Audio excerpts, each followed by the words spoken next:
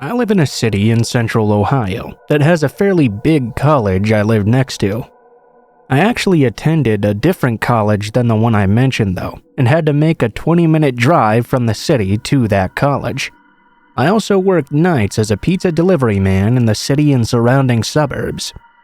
One night, I had an order in the town where the college I go to is located, which is a smaller suburban city northwest of where I actually live. This call occurred during what my coworkers and I referred to as the dead hour, which is just before the shop closed at 1 o'clock in the morning. I begrudgingly took the pizza, hopped in the car, and plugged the address into the GPS. As I did so, I noticed that this house was located off a back road in what looked to be an absolutely abandoned area. Not thinking too much of this though, I drove up Route 315 I-70 East and exited. After passing through downtown, the cemetery, and the college, I drove through some subdevelopments and then onto an even smaller road, at the end of which the house was located. The GPS notified me that I had arrived at my destination, but to my surprise, as I looked on, the house was completely boarded up. I noticed there was a small shed in the back of the house that had a tiny window, and there was a flickering light in that window. At this point, almost every red flag was going off in my head. Still though, I knew my hard-ass boss would be pissed if I chickened out from the delivery, so I proceeded toward that mysterious shed. As I approached, I heard some rustling in the bushes next to the driveway. Then I heard a man whisper, "Here they come, Billy. 45, 45. At that point, a man leapt out of the bushes, and 2 other men jumped out of the shed. They were all carrying knives, and were wearing these long robes and white masks. I immediately took off sprinting, and made it back to my car just in time. One of the assailants actually managed to slit my arm with his knife as I escaped. I could see them standing in the middle of the road as I drove away, looking absolutely pissed. I shot out of there down that abandoned road at 90 miles per hour, and I finally arrived back in the shop. When everyone got a good look at my bloodied up arm, they were shocked. After explaining everything that happened, we contacted the police, and they dispatched a few officers to the house. When they got there, of course the assailants were long gone. They found some strange drug paraphernalia in the shed, some ropes, and a bunch of other strange equipment as well. What they were to be used for, well, let's just say I have a bit of a hunch.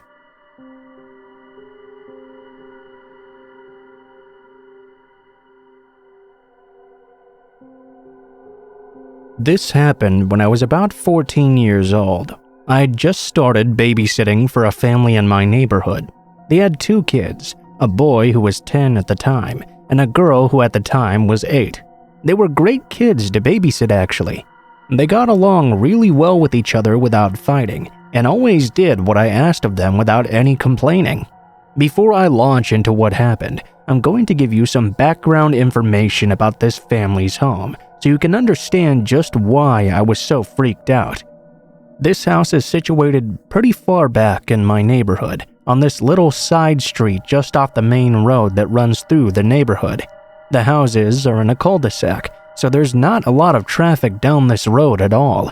Usually, the only people who ever come are mailmen and people who lived in those 3 houses that were there. The street itself was not very long, so there was only space for 3 houses on each side of the street that weren't in the cul-de-sac. Essentially, despite being in a large neighborhood, the street that this house was situated on was very quiet and sparsely populated. If you didn't live in this area yourself, you might not even ever know that this street existed. It was a fall Friday night. I'm pretty sure it was late November, just after Thanksgiving, I believe. I arrived at the home around 6 p.m. The kids were already sitting down eating dinner when I got there. The parents told me they expected to be home around midnight or so. They also made a joke about how the kids had the whole street to themselves, since all the other families that lived there were out of town for Thanksgiving. The parents left, the kids finished eating, and went outside to play in the cul-de-sac area. I remember locking the front door and taking the keys outside with me. The kids played and had fun on their scooters for about an hour. I rushed them back inside after though. For some reason, I felt really on edge as the kids were playing outside. I chalked this feeling up to knowing we were alone on these streets, since everyone else who would be there was out of town. After the kids finished playing outside, we went to play in the basement instead. I remember locking the front door once we were back inside and putting the key down on the kitchen counter. I double-checked the front door as well before going downstairs to the basement to join the kids. I was super vigilant about checking the doors because I had watched so many scary movies where a babysitter forgets to lock the door and some crazy murderer bursts into the home. As I was playing with the kids down in the basement though, I began to get that unsettling feeling again. It didn't quite feel like we were being watched. It was more like that feeling you get when you know something's about to pop out in a scary movie. You're just anticipating it on the edge of your seat, with the tension at its absolute highest. The feeling was stuck on me the entire time we were in that basement, but again, I could only chalk it up to knowing the entire street was empty. The clock struck 10, and it was time for the kids to go to bed.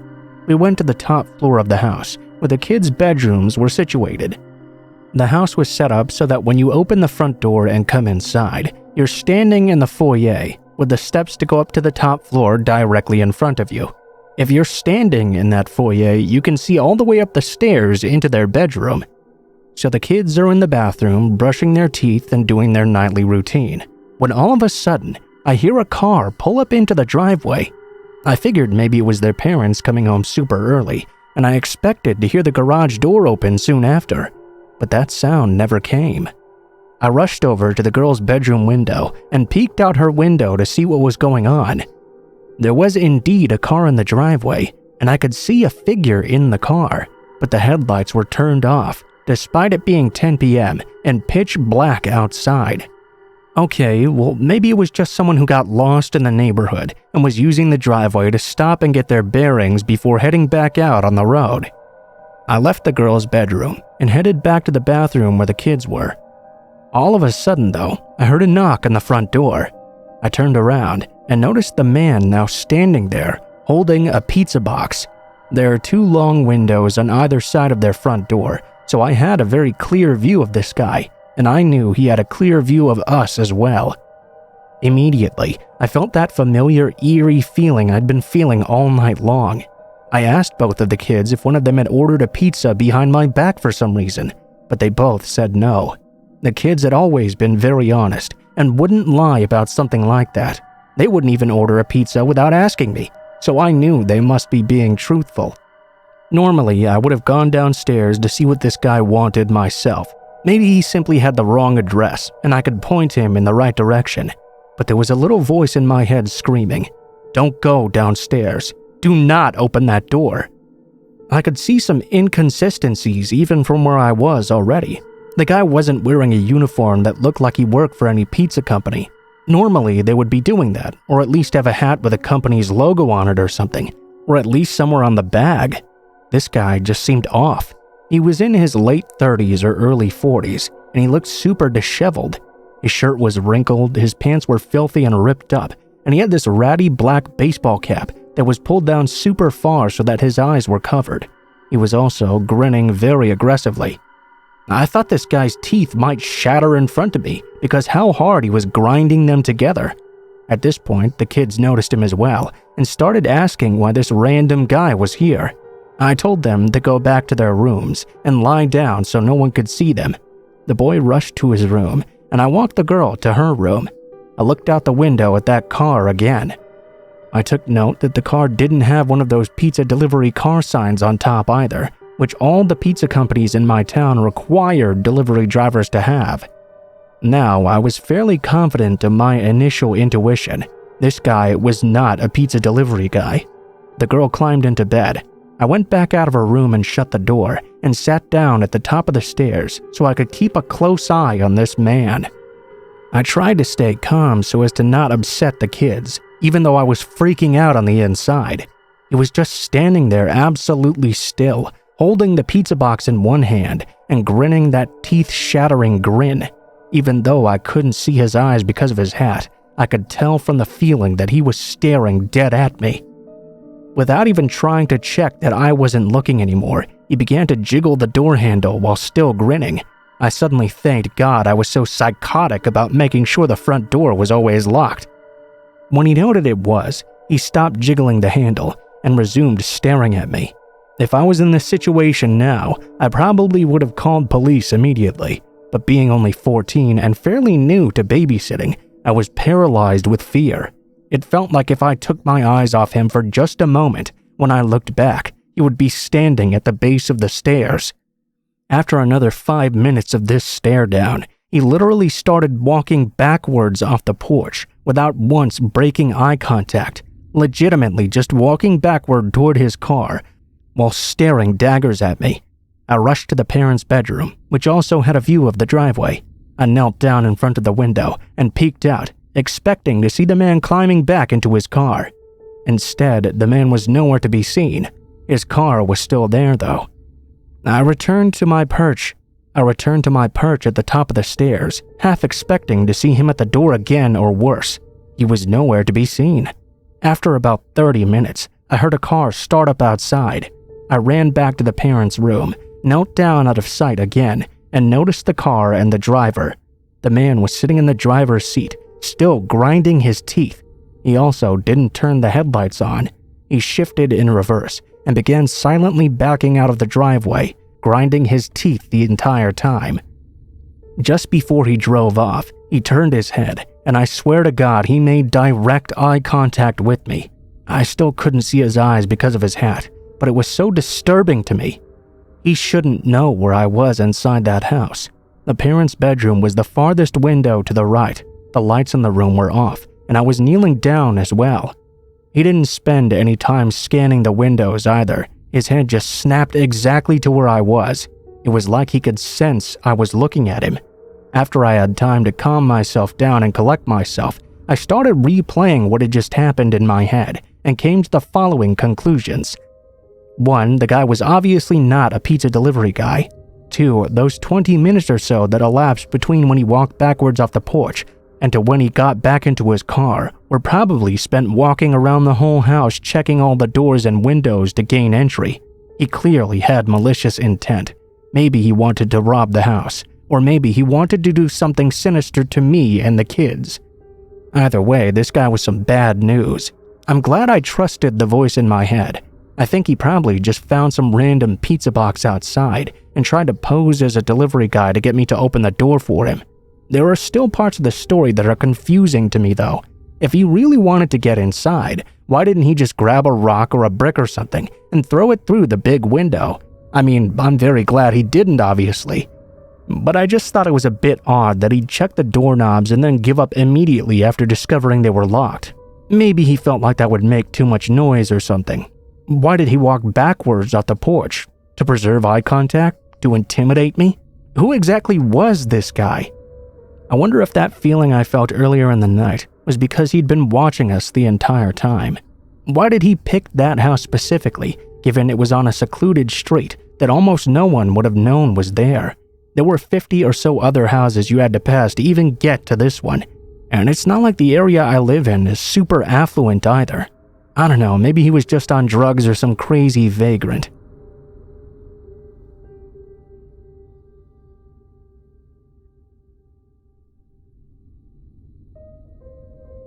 So I'm a pizza delivery girl. Easy enough.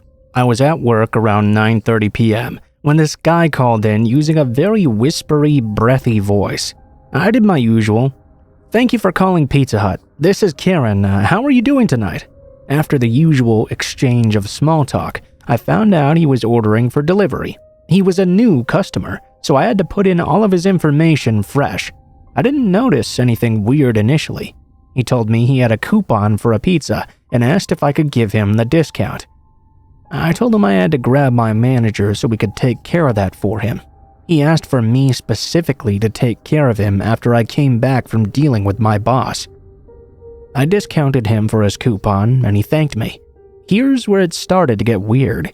He stopped me mid-sentence and told me I had a very nice-sounding tone of voice and he just loved to hear me talk. "You should be a disc jockey," he said. I was a little bit weirded out, but I tried to stay professional. I told him that was very sweet of him and I would consider it in the future. I'd listen to your radio station. Thank you for taking my order tonight. I'll stop by your store and see you sometime soon, Karen. I wish I could say that was the end of it, but that isn't true. I noted that this man lived in an apartment complex. What I didn't realize is I'd taken his complex's address and not his individual apartment number. Not 5 minutes later, the man called back and my coworker Bob answered the phone. I learned after the fact that he had asked for me by my full name. I picked up the phone and did my usual greeting, and he reminded me that I'd forgotten to ask his apartment number. I changed the information for him, but before I could hang up, this was our conversation. Hey, Karen? Karen? Yes, sir, how can I help you? Are you doing all right? Yeah, I'm great. Good. I'm gonna hang up now. See you soon.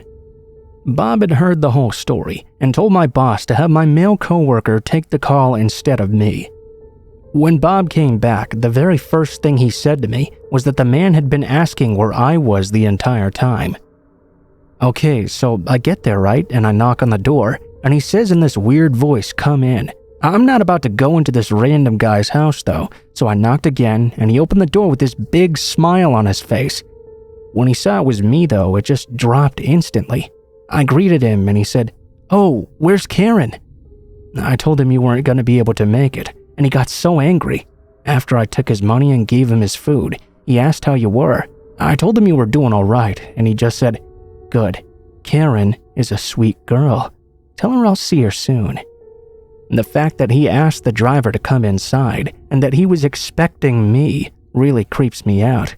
Maybe he's just a lonely guy who wants someone to talk to, but still, I'm gonna add one more creep to my list.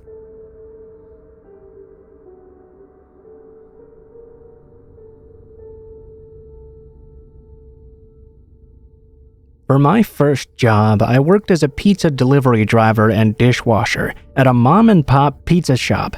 The shop was within walking distance of my apartment, which I had just gotten alone. The shop was owned by a foreign man, his 2 nephews, and another friend of theirs. I was the only female in the entire building.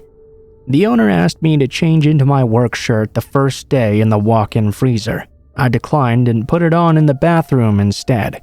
He supervised me delivering pizzas and put his arm around my chair, told me to join him and the workers after work for drinks.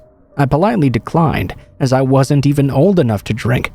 Then he began to ask if I had a boyfriend, which I did at the time. I told him yes, and that he lived in another state. He then offered his worker to sleep on my couch because he didn't have a place to stay. Didn't even consult me. Obviously, I protested and declined. He also told me he knew my boyfriend's name, which I'd never told him before.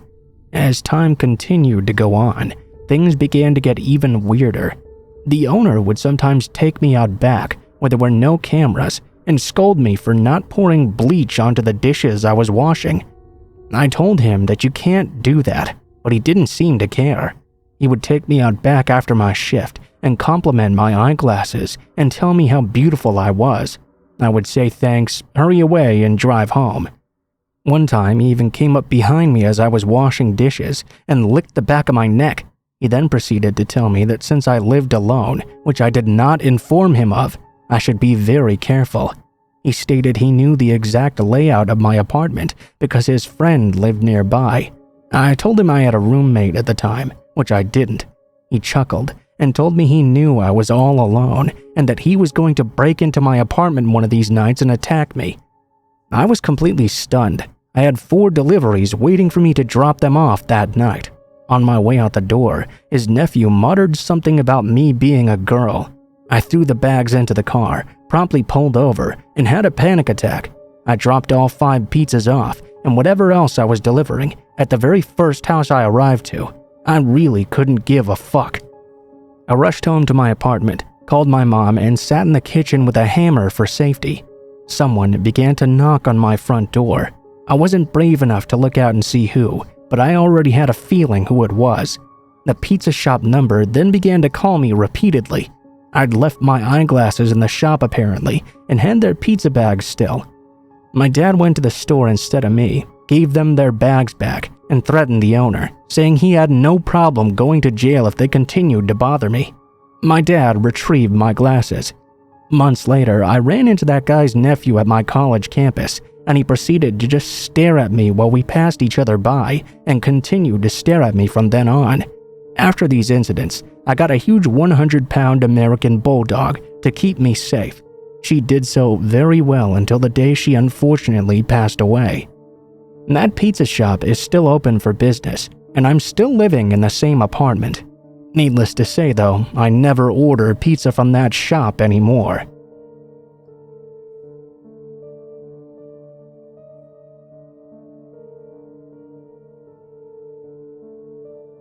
Right outside my apartment, smoking a cigarette, an unknown person snuck around a corner and sprayed me with pepper spray while I was looking down at my phone. I could make out a tall, thin man with a backpack rushing away with his hands in his pockets before I lost the ability to keep my eyes open altogether. There were no other people on the sidewalk in either direction. I hadn't seen the man's face. He didn't say a single word or try to take anything from me or grab me. He didn't even stick around to watch me be messed up.